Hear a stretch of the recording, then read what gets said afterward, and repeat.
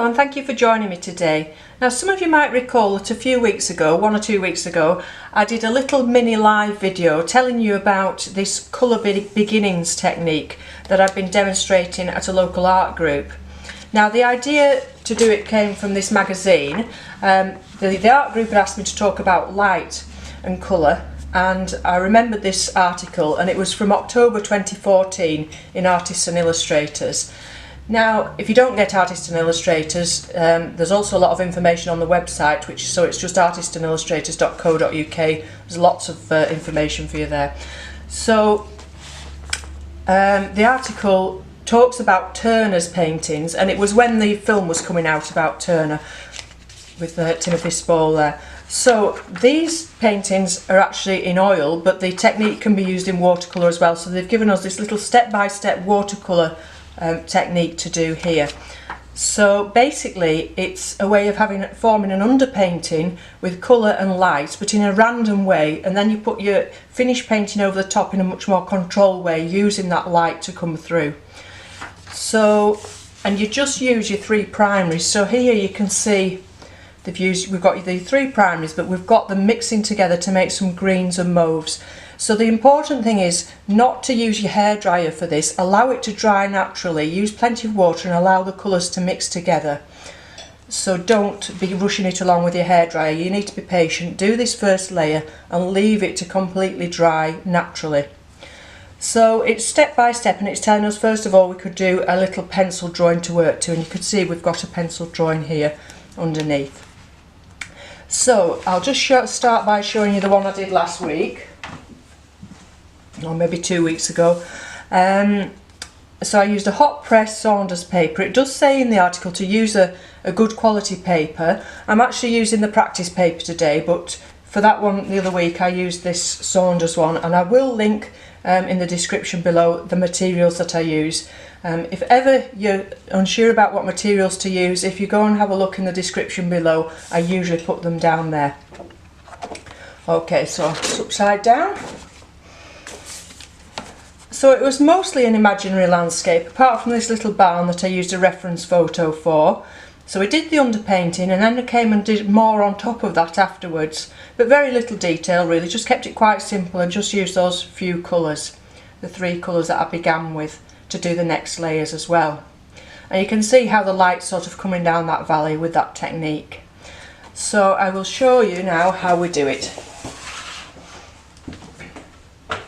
So like I said, this is the usual practice paper that I use when I'm working on YouTube and when I'm teaching and things, and it's a very good one for a practice paper. It's £140 weight, and it's a not pressed one, and it's from the SAA, so Society of All Artists, which you can also buy on Amazon as well. So, first of all we need our pencil, don't we? So I'm just going to do some very imaginary quick mountainy shapes, coming down perhaps to a valley in the bottom.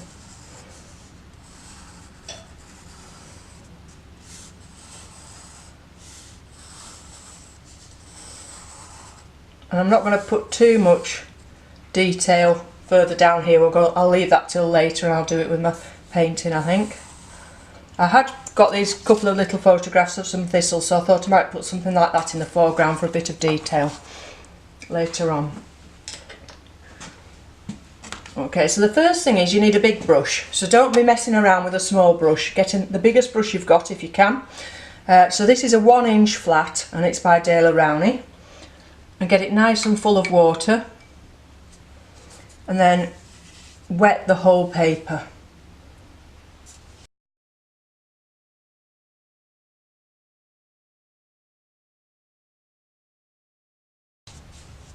Okay, so you can see that's very wet from the shine on there.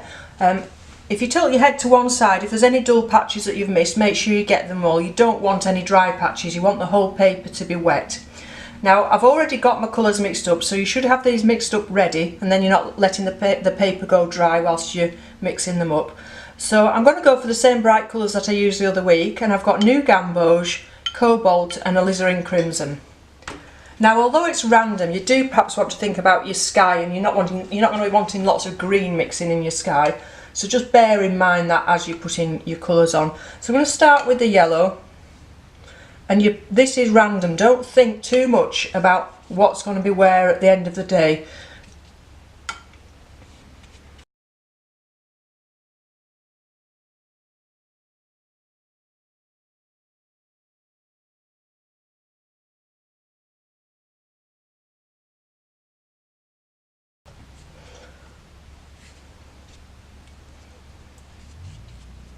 So completely random, and if you're used to being quite controlled, this takes a little bit of just letting go and enjoying yourself really. I'm stood up to do this, and I think that's a good tip. Get yourself stood up and move your arm around quite a lot.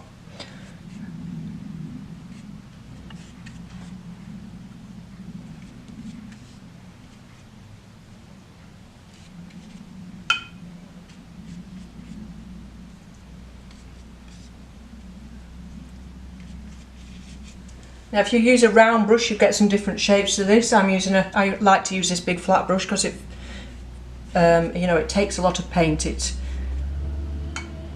nicely fills with paint.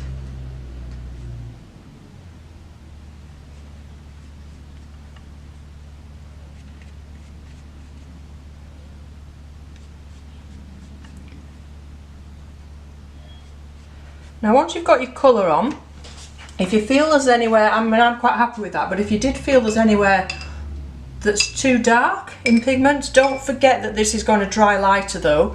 If you feel it's too dark and you want to sort of add some areas of light, you can just drip some water in. Maybe in the sky, just drip a bit of water in and leave that to do its own thing. And then as well as that, you need to get some tissue paper. And this is what the article is named. It's named Passages of Light. So, and think about where you want the light now coming down your painting. So this is uncontrolled, but now we're starting to control things a bit more by deciding where we want it to be lightest. So I'm going to make it down the centre of this valley as if we've got some sun coming from behind this hill here. And down to the foreground there.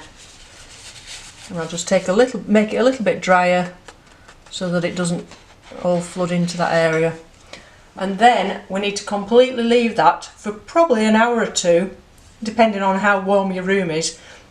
Because like I say, if we did it with a hairdryer now, we'd be blasting those colours around and we'd be drying it too quickly, too many hard edges. We want it all to merge together to make it nice and soft. So just leave it to its own devices. Okay, so we'll be back soon with the next layer.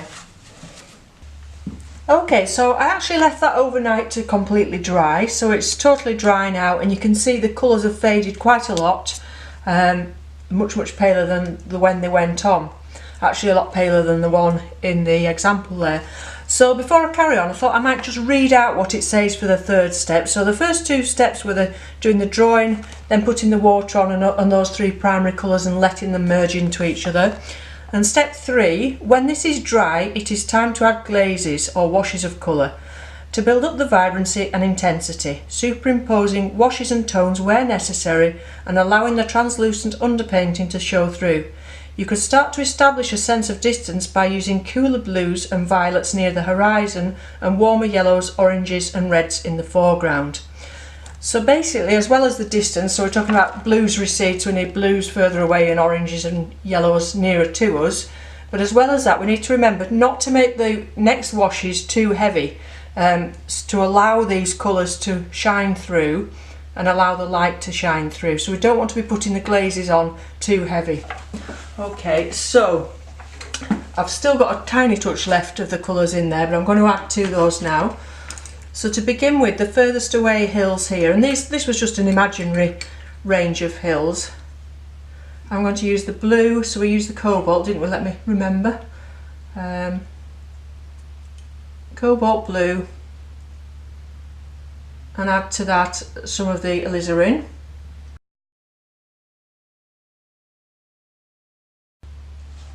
And then I'm going to do the distant mountain, the furthest one away here.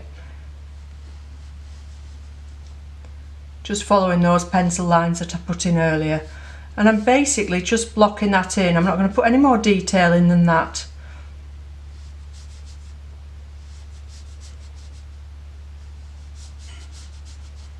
So as you can see, that's not a very thick mixture at all.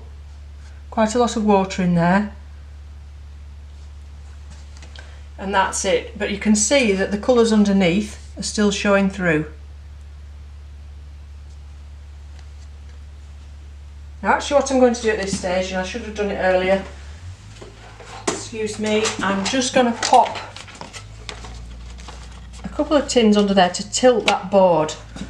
And I'll show you why now. I'll just get a little bit of extra paint on my brush of this same colour and pop that in the top of there. And that just allows it to flow down gently. We'll get a bit of variety of tone in there.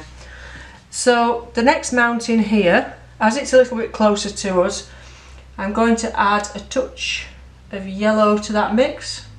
So it's going to be quite a grey still, but not as violet as the last one. So it's just the same mix, but only very slightly different.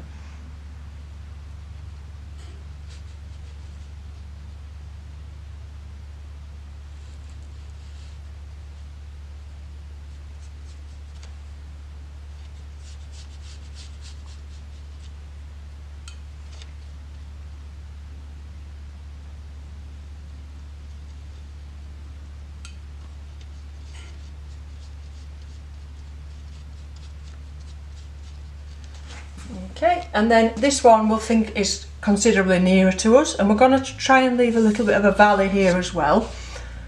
So now we need to have much more yellow in to bring it further to the foreground. So I'm just using that same colour all the time and adding to it. I'm not making a new mix up, it's the same mix just with some more yellow added and a little bit of extra blue actually. And a tiny touch more water.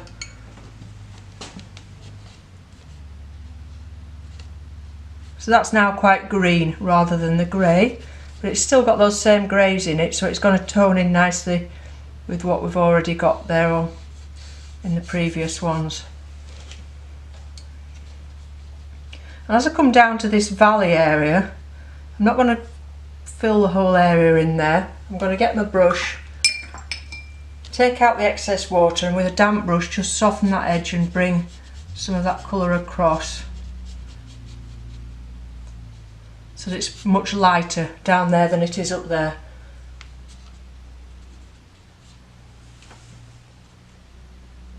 Just dropping some extra colour in. You could even at this stage, while these are still wet, add a little touch of extra of this green into the base of this one, as if it's coming closer to us.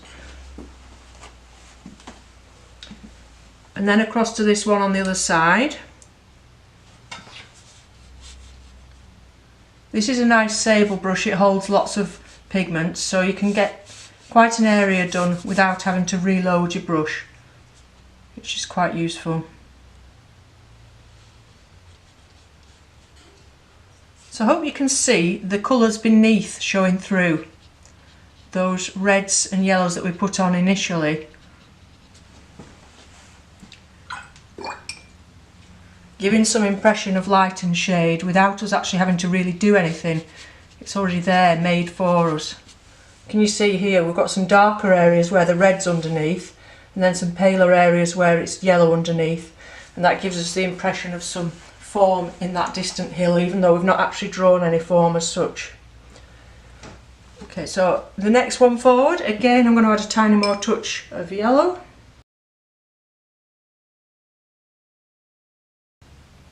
And a slightly thicker mixture, so slightly less watery than the last one.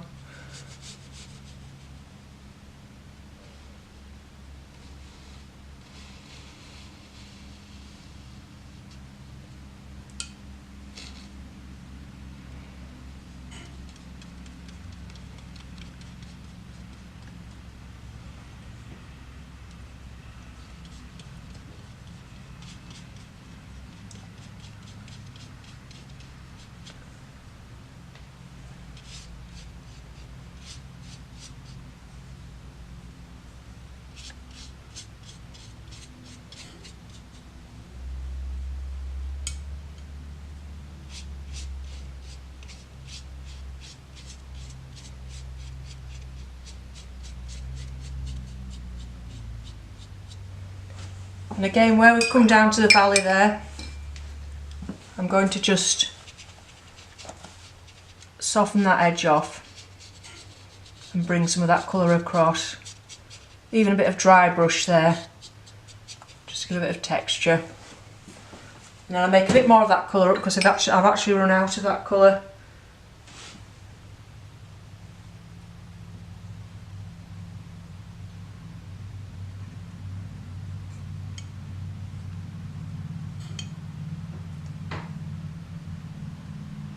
I'll do this next one along here. A bit greener than the other side, but it's nice to have a bit of variety. So I'm just making quite an imaginary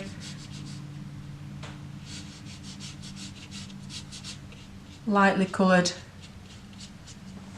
landscape.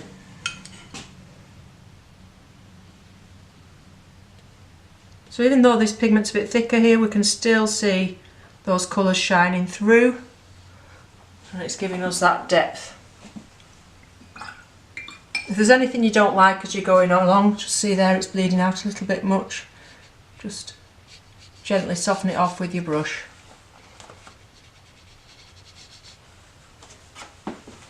And now we can see some of this light appearing down here as if we've got a distant valley that's got the sun shining on it from here.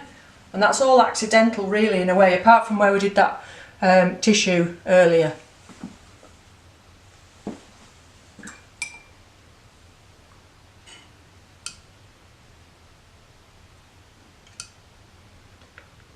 I'm actually adding a little bit of the red back to this now.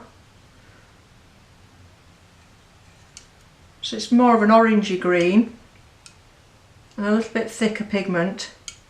As if perhaps we've got a bit more shadow in the foreground. Maybe this is under a cloud here.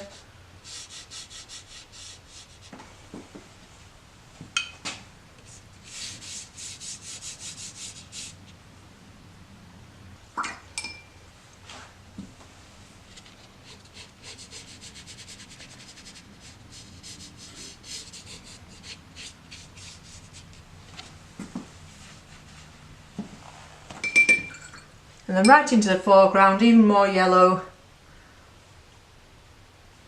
and a touch more of the alizarin. So I'm only using the same colours. If you want to use more natural colours and start building it up into a, you could use just your 3 primaries behind and then use the colours that you would naturally use in a English landscape. So use your earth colours, that's absolutely fine.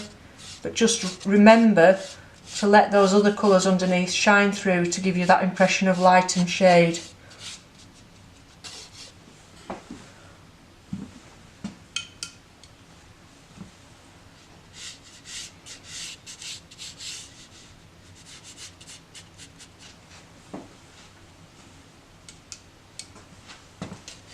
I did say earlier that I might draw some thistles in the foreground with a little bit of detail, but actually I'm quite liking it without too much fussy detail. So what I'm going to do is just put some trees and things in the distance maybe, rather than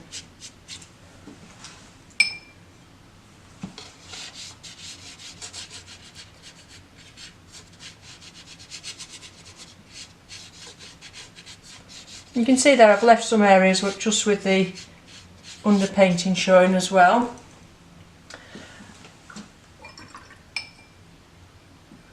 So now I'm going to get a smaller brush and I'm going to make some mixtures for trees and things. Again, I'm going to stick to the same colours, but you don't have to. You can add more colours as you go along. So making a green out of the Gamboge and the Cobolt. And just imagining maybe there's a line of trees somewhere down here. Not very big, they're quite distant, viewing this landscape from a long way off.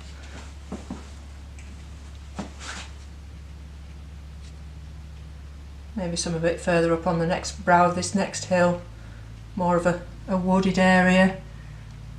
So you can see this is still wet. I'm painting wet into wet now.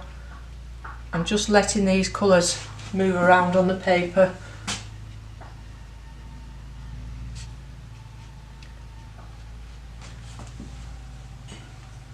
Don't be tempted to fiddle too much with them as they're drying.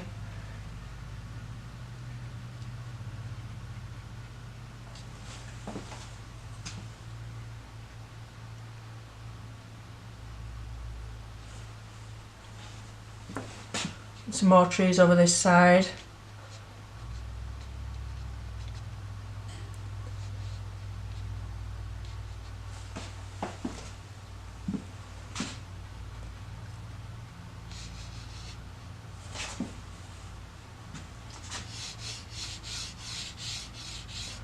Just one or two sort of directional lines in the bottom of this valley. I'm going to put more blue into that, make it a bit thicker, and a touch of the red to get it darker. It's too much red. So we've got more of a dark brown now than a green. And I'm going to pop that into the base where the shadows are going to be under these trees and let it flow up into the trees. Because obviously the trees are casting a shadow themselves.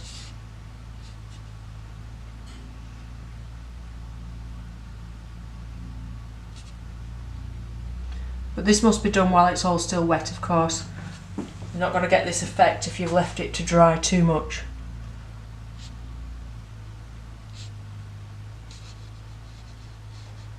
Just with the tip of your brush, just again one or two little lines, bits of shadow in the ground.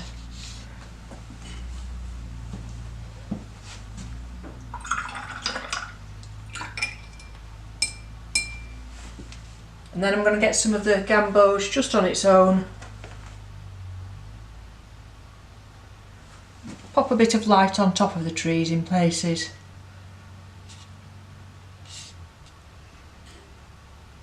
And then leave those colours just to mix together. Just the three combinations of those same three colours. So we've not introduced any more colours since we started. So it's quite a good exercise sometimes just using your three primaries and seeing what you can do with them.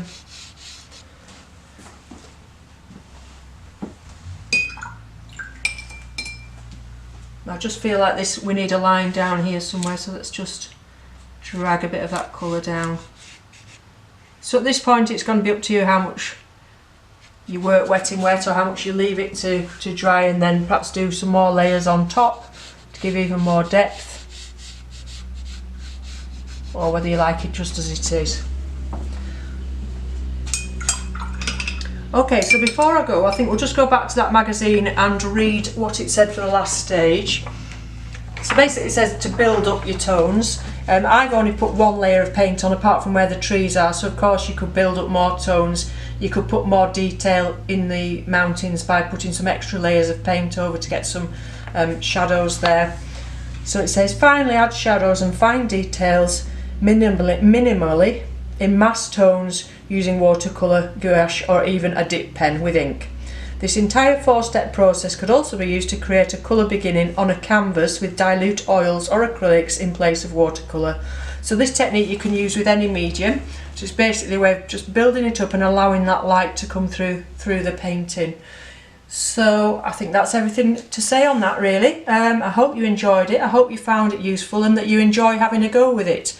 Maybe try using more colours than I have and trying a few different things, maybe putting some more detail in the foreground like I did with the little barn and things, and perhaps doing a more detailed drawing to begin with extra trees and a bit more form than I've got, rather than doing it out of your imagination. Okay, so have fun with that. Thank you for joining me and I'll be back again soon. Bye for now.